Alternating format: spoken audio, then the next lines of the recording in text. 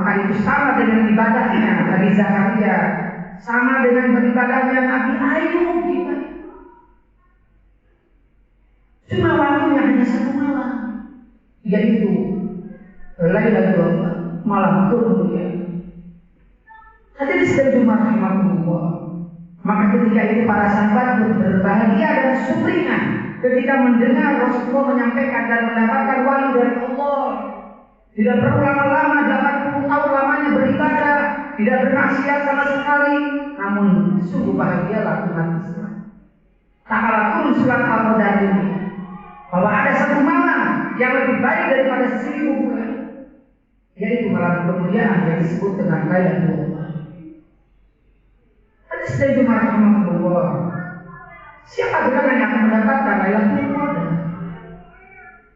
Rasul sampaikan, Lailatul Qadar itu ada 10 terakhir malam bulan Ramadan. Di 10 terakhir, Rasul hanya menyebut di 10 terakhir. Tidak menyebutkan di hari ke-21, di hari ke-22 dan seterusnya. Di 10 terakhir bukan berarti di awal dia tidak beribadah, tetap fokus untuk beribadah kepada Allah.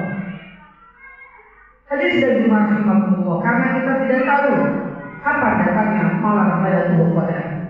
Cuma Rasul berpesan kepada para sahabat, di 10 terakhirlah kalian cari malam Lailatul Qadar.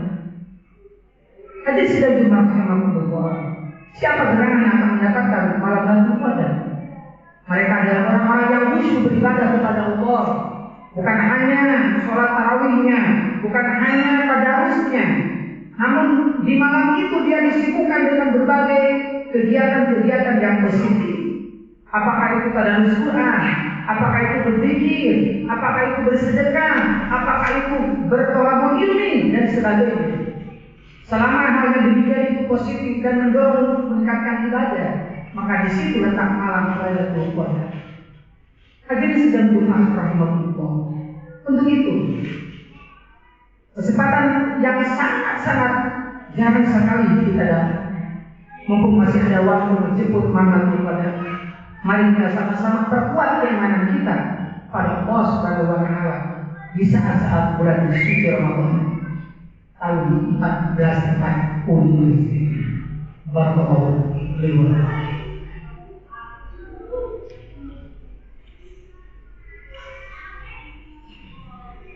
Alhamdulillah alladzi khalaqal insana wa huwa asyhadu an la ilaha illallah wahdahu la syarika lahu, asyhadu anna Muhammadan abduhu wa rasuluhu la ilaha illallah. Hadirin sidang jemaah rahimahullah. Maka Rasulullah SAW memberikan keteladanan yang sungguh mulia bagi kita. Apa yang Rasul lakukan di 10 hari bulan Ramadan? Yaitu yang pertama, Rasulullah selalu mengucapkan ikat pinggangnya. Artinya tidak pernah menemui istrinya, bercampur dengan istrinya, namun lebih memperbanyak ibadah dan ibadah kepada Allah. Bukan berarti tidak dekat dengan istri-istrinya, namun tidak mencampuri istrinya di 10 hari Ramadan. Karena Rasul berfokus mengencangkan ikat pinggangnya, artinya mengencangkan salibnya, memperkuat dan memperkokoh ibadahnya di hadapan Allah Subhanahu wa Ta'ala. Selalu beribadah dan beribadah di 10 terakhir. Hadirin sekalian rahimahullah, ini di saat malam-malamnya. Di siang harinya seperti biasa beraktivitas. Bukan berarti meninggalkan dan kewajiban, tetap kewajiban dijalankan. Kalau bapak sebagai kepala rumah tangga mencari nafkah, silakan seharian mencari nafkah. Namun setelah malam langsung beriktikaf dan belajar kepada Allah. Disitulah Rasulullah SAW memberikan keteladanan kepada kita sebagai umat. Namun jika siang kita iktikaf di 10 terakhir Ramadan untuk menyongsong dan menyambut kedatangan Lailatul Qadar, sehingga para sahabat sungguh berbahagia dan sungguh ingat Ta'ala turun wahyu kepada Rasulullah, yaitu ayat yang tadi Lailatul Qadar khairun min alfi syahr.